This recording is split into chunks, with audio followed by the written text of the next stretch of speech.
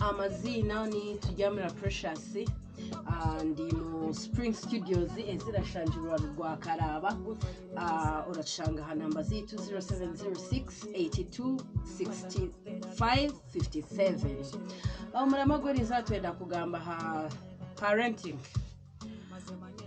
Parenting in general ni topic mpango kuvuga turenda ku highlighting aho ibintu bimwe na bimwe erizoba. We shall continue with that topic mu episodes ziri kwisha.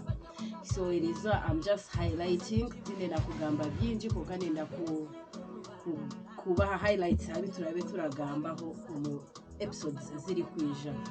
Abazire binji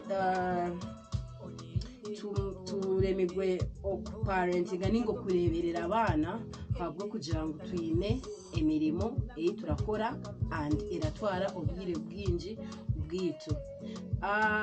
Ndera kugamba ha especially itwe ba single mothers hati ubwire bwinji habwo kugira ngo tujye mu gihe cy'kintu itwe twenka nkabazi single fathers single mothers urashanga uri kurebera umwana uri wenka utine partner wawe ningo tine isho wabana ninganye na wabo bana and kituma twayenda kuhereza byinji kugira ngo okore part yishe ne yanyina at the end of the day tukora mistakes nyinji.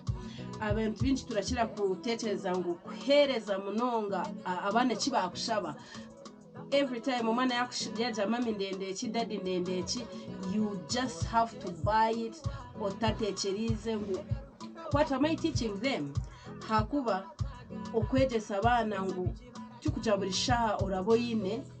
It is also a lesson no kubegesa ni lesson ibarenga kandi bine kujega umuboto bwabo. Ekindi cya kabiri abazire binji tukebwa eji Bible verse just spoil the rod and spoil the child. Akatiba kiri kakachari kabisi